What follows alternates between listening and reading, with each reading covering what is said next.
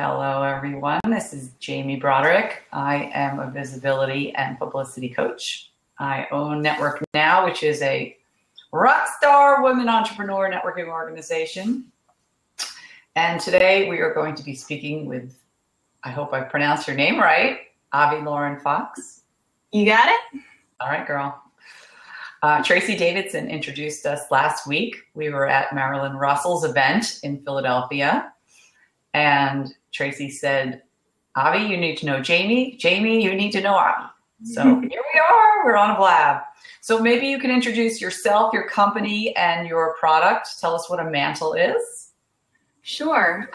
So like Jamie said, my name is Avi Lauren Fox, and I am a social entrepreneur and a designer.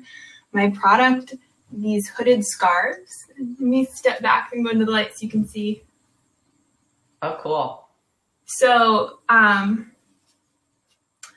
sort of like a cowl that also has a hood that you can flip up and down.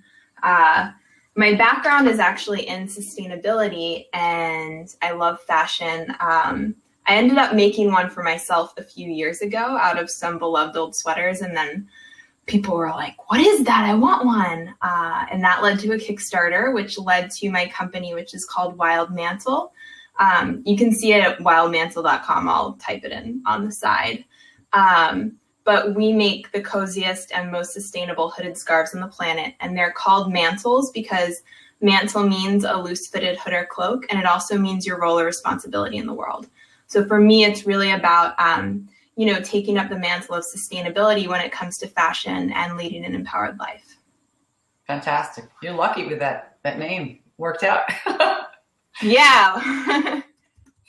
For those of you that are on, it would be great if you click the little blue button that says Tell a Little Bird. So that will tweet it out to all your followers. We would appreciate that. If there are any premium members on or any media that joins us, they can jump in and grab a seat as well. So also, if you're new to Blab, those little hands at the bottom right corner of each of our boxes are like little high fives. So if you like what we're saying or like to support us, you just click those hands and it tells us we're on the right track. They don't accumulate like on Periscope. So it's not like it's not really social media currency, but it just tells us that we are talking about something you want to hear about. So two of the things that you've accomplished, I think a lot of business owners would like to know some dirt. Number one, you raised $40,000 using Kickstarter to launch your business. I also read somewhere that you got a grant from Tory Burch for $15,000 or loan. And then you also have been getting a ton of media coverage. I saw an article written in ink. I saw the Tory Burch art mentioned. So you're doing something right, girl. So maybe, even though you're super young, you're like, you could be my daughter, I believe, chronologically. But why don't you tell us a little bit about the Kickstarter? Let's start with that. Okay. Well, the Kickstarter was a huge shot in the dark. Like I said, I had this hooded scarf, and I don't have the original around, but this is what I wanted to make. This is the end product. And actually this one in particular right here. So it's right. So it took me a year and a half to even get to a point where I knew how to make it, where I wanted to make it, what materials and all of that. And a Kickstarter was an obvious choice for me because I didn't have the upfront capital to invest. And I also didn't want to because I wanted to know that it would work before I invested in it or anyone did. So, and I'm a millennial and Kickstarter is all the rage these days. So I was like, okay, I guess I'm going to do a Kickstarter. So I have a background in photography, which really helped me put together the imagery and tell the story. I also found a friend who's a filmmaker who made a beautiful video with me. And those 30 days, that's how long a Kickstarter usually runs, was like boot camp for me in terms of marketing and getting the word out. And I knew I needed a marketing plan, but I very much sort of, I call it guerrilla marketing, where you figure it out as you go along. And that's sort of still what I'm doing. That's how the ink article happened. That's how the Tory Burch thing happened. So it's sort of a lot of following your instincts and also being the thing that people want to talk about, being the story. Because if you are the story, then they'll be excited to talk about it. So I created a company that had an alchemy of sustainability, empowerment, and adventure, which is what I'm about and what I want to see in the world. And people get really excited about that, and they love being warm in the winter. Yeah. So what we, typically, if somebody hasn't used Kickstarter, they're not really sure how it works, but typically you offer different things for different donation levels. Yeah. So you put together a campaign, and you say, I want to make this new product that doesn't exist yet. And then you create different reward levels. So, for example, people were able to get this hooded scarf at half the now retail price. So this sells for $280. And so I put it on Kickstarter for $144, and that was one of the backer rewards. So they essentially gave $144 to the Kickstarter.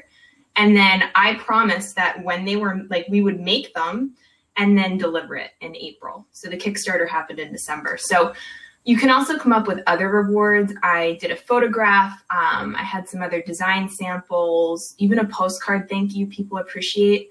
So we offered, I think the lowest was $5, all the way up to packages of 10 mantles that you could buy as gifts for Christmas. Okay. So what would somebody offer for $5 just to get this? I believe you can actually still go onto my Kickstarter webpage. If you use the hashtag take up the mantle to search, you can see, but I believe it was a postcard thank you.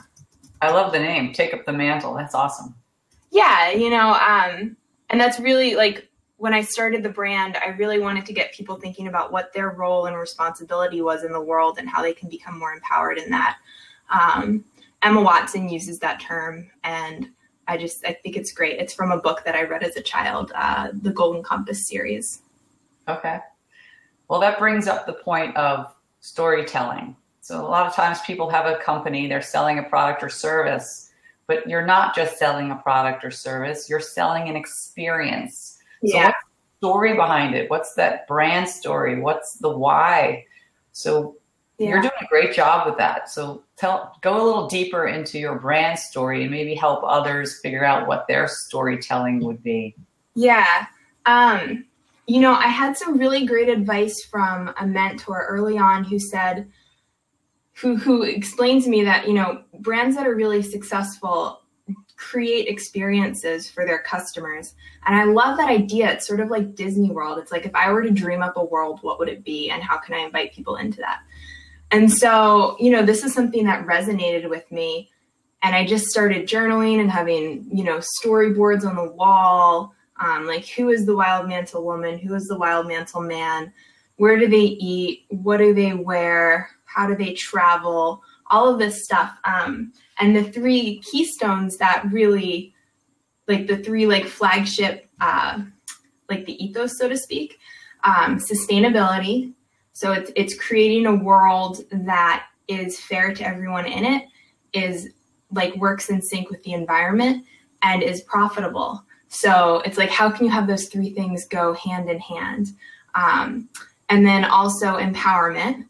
And we'll talk about self-empowerment, I think, at some point. But that's really the process of sort of stepping into your own power and knowing that you can create the world that you want, and that you know what's best for yourself.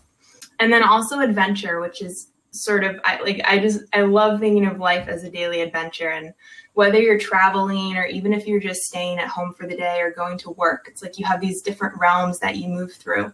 And so it's creating these products that can move with you and in time become a reflection of the stories that you live through. When I look at the original mantle that I made out of the old sweaters, I see this garment, but I also see all of the, I remember when it started and when I went to Michigan and, all of these different things that happened to me in it. Yeah. Well, we can jump into the self-empowered life. That's a good transition. Sure. Because I know Avi recently did a TED Talk, TEDx talk and talked about self-empowerment, leading a life of self-empowerment. So give us what you got, girl. All right. Well, this was also a very conscious choice that I made, I would say about 5 years ago. I'm 28 now. I'm about to turn 29. So it was right around the end of college. And I just started to think like, you know, what would happen if I tried to live up to my greatest potential? It's like there's this whole idea that you can, you know, graduate from college and get a job and just sort of move through life. And I was really uninterested in that. I was like, really? Like, I want to do something really exciting. I want to see what will happen if I try to become the most functional version of myself and like function optimally, right? So, you know, I started working with empowerment coaches and finding mentors, and I ended up attending an empowerment workshop with Josie Marin of Josie Marin Cosmetics, and it just completely changed. Like, I just started thinking bigger. And so the TEDx talk that I gave was about the journey that I went through in going from like being completely confused over why I had 5 different career paths and none of them really made me happy, to realizing that I had all the clues and ingredients in who I was and in what I loved in the world, and that I could put that together into a brand that other people would also really resonate with. So self-empowerment is, it's like creating agency for yourself. It's knowing that you can create the world that you want and that you know what's best for yourself. So it's a lot of believing in yourself and knowing that like you have the power to create the life that you want. I love that. And I love that you figured it out so early. Thanks. It takes people a long time sometimes. Yeah. They go down the road and they realize, how did I get here? And why am I doing this? Well, I think everyone has the revelation at some point. I mean, I go, oh, why didn't I figure this out when I was 12? You know, like, oh, please. I would have done it differently. And yeah. That's okay. So let's talk about the media coverage you've gotten, because it's pretty incredible. So tell us, are you doing this yourself or do you have a publicist? So I've been really lucky in having a lot of different people show up to help because they believe in me. And I've learned from other people how to do it. I am working with a media person. His name's Chris Blackman. Oh, sure. Yeah. Yes. So I call him my fairy godmother because he sort of swooped into my life and was like, so excited about this. This is great. It's going to be huge. So I have had help with some of it. You know, I told him that we're in a race because a lot has just sort of happened. I've made connections with people. The Inc.com article was because the writer actually followed me on Twitter. And then I was like, hey, saw you followed me. Awesome. Do you think this would be a good story? So the biggest thing that I've learned is that if you are the story that people want to write about, then find those people and ask them if they want to write about you. Right. I got on the cover of Philly Weekly during the Kickstarter because I tweeted at them. It was like really serendipitous. So, you know, and the Tory Burch article that came out today in the Philadelphia Inquirer, I actually received a loan from her through Entrepreneur Works in Philadelphia. And, you know, the Tory Burch Foundation asked them to recommend someone, so they recommended me. So it sort of comes from all different places. And finding that it's a flow that you need to get into and be open to. And at a certain point, I decided that I wanted something exciting to happen every day. And it's starting to pick up. So it's like making those little flips in your brain of what you're excited about and what you want to happen every day in your life. Well, you have the story. You know, the media needs something to sink their teeth into. So you have the story behind your brand, the whole sustainability piece and the self-empowered life, but they also have the story of how young you are and how successful you've been already. You know, a lot of people don't use Twitter because they don't know what it is. They think it's a waste of time. But if you're looking for media connections, it's such a great platform. You have a direct link to media on Twitter. That's where they all are. So 2 things you mentioned is building up your connections and then following up with that ask. Yeah. It's not just about creating connections, then what? Okay. Right. And it's also not taking it personally when people say no. Like I've had so many people say no to me or just not respond or be like, you know, but it's like removing the emotion and just knowing that you'll find the right people. Right. And Twitter has been a really incredible place for that for me. I use Instagram more to post photographs because I'm a photographer. So I love, that's like my delicious social media. But Twitter, I do mainly use to connect with people. Right. Yeah. Instagram is great visual. I think I saw your account. I've been looking at your photos, checking you out. But you know, somebody that's not even in a visual product and that isn't a photographer can use Instagram in a visual marketing. Because I have a networking organization, right? So what I do, networking, connections, publicity, visibility. How is that going to be put into photos? Well, it's actually put into photos pretty easily. You can have things that reflect the experience or things that are like quotes, like motivational quotes, or even photos of all the members doing things at events or there's lots you can do. Just be creative, right? Yeah. What's happening? There's like a bumblebee in here. So I'm going to let him out after the call, but I keep thinking it's going to land on me. I've heard phones ring. I've heard dogs coming in. My teenagers walked in once, but never had anyone stung by a bee on a live video chat. I don't think I'm going to get stung. This bumblebee and I have a good relationship, so. So tell us more about your Inc. article. Okay. I know there were 3 points that they covered. Can you review those? Sure. So the first one is build your community, or I forget the order, but let's just start with build your community. So, and this was taken from my TED Talk. So you can also watch it there, but it's really about like building a community of people that believe in you and that will help you manifest what you want to in the world.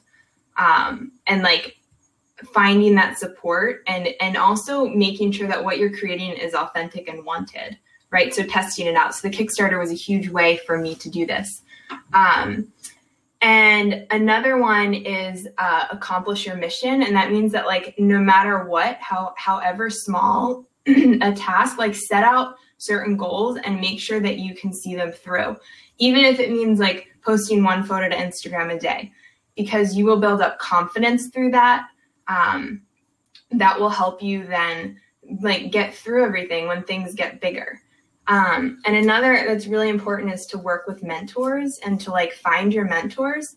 And a good mentor isn't someone who like tells you what to do. It goes, you know, Avi, you should do this with Wild Mantle. A good mentor is someone who asks you questions like, well, what do you want to create next? And how does this reflect you as a person? And what's the coolest thing about you that we could share with the world? Like we need to figure out the essence about who you are and why other people are curious about this and want this and how that is translated into a brand. And the questions aren't always easy. It could be like, why do you have an issue with this? Or why is this a recurring problem in your life? You know, one thing about entrepreneurship I've discovered is that it's spiritual journey in the sense that you have to evaluate who you are. And your belief systems and figure out where everything is coming from so that you can learn to function optimally and be the best version of yourself that you can. So that's sort of the mission. Yeah. You only are in your business where you are personally. So as you keep expanding your connections and your experiences and your knowledge, you will grow personally, but you'll also allow your business to grow. It just goes hand in hand. You can't handle that higher responsibility unless you're ready for it personally. Right. And it's not easy. It's sort of like saying, okay, I'm going to open the door to the closet and see all the cobwebs of who I am. But if you decide not to take it personally, just be like, oh, wow, I have an issue with that. Okay, how can I fix it? You know, then it's a lot easier and you can use it to your advantage. It's an opportunity. So someone came in here late. They're asking what you launched on Kickstarter. So she launched a product called Try it on for you. Are you ready? Yeah. You put it on, girl. Fashion show. So she raised $40,000 on Kickstarter to launch the mantle. which is so these are hooded scarves, scarf. and they're made out of 100% superfine Peruvian alpaca on the outside, and the inside is lined with a super soft minky fleece that's jet black, so you can't see it right now. But it has a hood that flips up and down, so you're kind of like, you know, just in your daily life, and then you're like, oh, I'm gonna go outside, or I'm cold, and so it turns anything into a hoodie, which is really fun. And it's also the coziest thing. People say that it's like a hug. It's so cool. So one point that I just want to reemphasize that you brought up was the fact that the benefit of doing Kickstarter was that you could raise money, but also you were able to test out your idea. Yes. Really key. Whether you're coming up with an information product or a physical product or a service, you need to test your idea by doing lots of research and seeing what actually people are going to want. So you can have the talent and the expertise, you could have the passion, but if you don't have an audience willing and able to pay for it, the business isn't going to succeed. It's big. Yeah, and you know, I wasn't like, I'm going to start a hooded scarf business. You know, I was in a point in my life where I was open to anything. And other people saw me wearing it and they said they wanted it. So I just started listening and I started observing. So I was open to the idea of creating something new, of starting another business, but I wasn't attached to what that is. And I think when you step into a role of observer and start to notice good ideas and notice what people say, people are always, my whole life has been commenting on what I wear. They're like, you have such great style and this and that. And so I'm like, you know what? I'm going to pay attention. I'm going to say thank you, you know? Like, so I think that's really helpful. So it's not like, you know, then you don't have to convince people because it was their idea. Absolutely. Yeah. So tell us how we can find a Wild Mantle. Well, I'm all over social. We're on Instagram, Twitter, and Facebook, all at Wild Mantle, which I'll type in down here. And our website is also wildmantle.com, so you can look there. And you can send me a message through there if you want to say hi, that you were attending the Blab, or if you have any follow-up questions. And you can also tweet at me. I try to answer. So. Awesome. Somebody's asking if you make them for men. Yes, we do. First, well, I'm a woman, obviously, so first they were for women, and then guys kept coming up to me and they were like, these for guys too. So they would try them on, and I sort of, you know, figured out what styles looked right. And there are certain styles on our website that are available for men. So definitely. And they look pretty handsome on guys. My boyfriend wears his all the time. Cool. Are there other materials besides the alpaca and the fleece inside? Yeah. So this is the version that we did for Kickstarter. This year, for fall 2015, we actually expanded into 3 different colors for this. It's also available in red, like an oatmeal, and a black. And that has a new liner, which I didn't know was available before. It's actually way more sustainable than the fleece. It's made out of organic cotton, hemp, and recycled bottle caps, which are the backing of it. Oh, wow. I know. I'm like, and we're going to put buttons on them that are from sustainably harvested Maine trees, and they're spun into buttons in Brooklyn. So I'm like, finally, I can get behind 1,000% of this. This is the most sustainable thing I could invent. Really cool. And then we also have one made out of an Italian wool that has some alpaca in it. And then we have our upcycled line, which is really fun. And those are actually made out of sweaters. So, you know, I went to thrift stores and designed with the coolest cotton and wool sweaters I could find. And those are all one of a kind, and that's a limited edition collection. So I think we have about 100 left. And as soon as we sell out of those, that's it. Wow. That's incredible. Fantastic. It all fits within the brand story. It's fantastic. Thank you, everyone, for joining us. Do you have any final words you'd like to share, Avi? Thanks for coming. This is a really cool new platform. So thank you, Jamie, for having me and teaching me how to use Blab. Yeah. Well, the replay will be available in a few minutes, and then we can upload it. I can upload it to YouTube. So it'll be forever on Blab and forever on YouTube. If you guys, before we end, if anybody's following and you want to support Avi, you can just click the Tell a Little Bird and it'll tweet it out to your followers. and we would really appreciate that. Thank you so much. Yeah, tell everyone you know who needs a wild mantle about wild mantle, because it's like giving someone a hug. Yeah. Who doesn't need a hug, right? Who doesn't need a hug? Yeah, that's awesome. Tomorrow I'll be on Blab again talking with Patty DeLessio, who was up at the HubSpot Inbound Marketing Conference. So we'll be talking about digital marketing and everything she learned at their multi-day conference. They had keynote speakers such as Seth Godin, Chelsea Clinton, and Amy Schumer.